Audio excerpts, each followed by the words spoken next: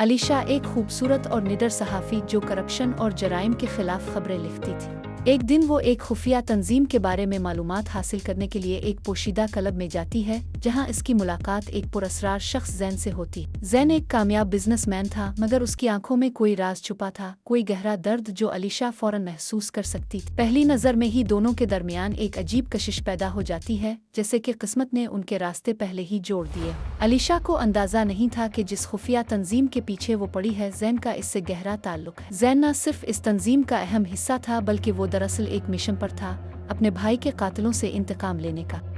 दूसरी तरफ अलीशा के हाथ कुछ ऐसे शवाहिद लगते हैं जो ज़ैन को भी मुश्किल में डाल सकते थे। वो एक उलझन में फंस जाती है, क्या वो अपनी मोहब्बत पर यकीन करे या सच्चाई को सामने लाने के लिए ज़ैन को बेनकाब करे। ज़ैन की मोहब्बत सच्ची थी, मगर वो अलीशा को अपनी दुनिया में घसीटना नहीं चाहता था। जब अलीशा को एक जानलेवा धमकी मिलती है, ज़ैन को एहसास होता है कि वो अब मज़ीद खामोश नहीं रह सकता। दोनों मिलकर साजिशों की तह तक पहुंचने की कोशिश करते हैं, मगर जैसे ही वो दुश्मन के करीब पहुंचते हैं, अलीशा को ज़ैन पर शक होने लगता है।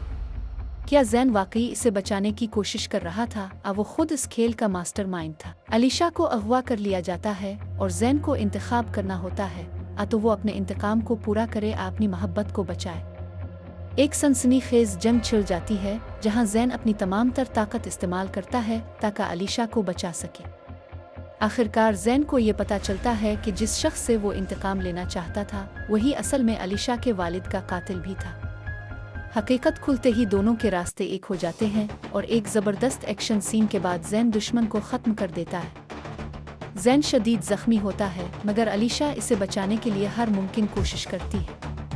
कई दिनों के इलाज के बाद ज़ैन बिलाखिर सेहतयाब हो जाता है और अलीशा को एहसास होता है कि वो सच्चाई की जुस्तजू में मोहब्बत को खोना नहीं चाहती। कहानी एक खूबसूरत अंजाम को पहुंचती है, जहां ज़ैन और अलीशा माजी के साए पीछे छोड़कर एक नई जिंदगी का आगाज करते हैं।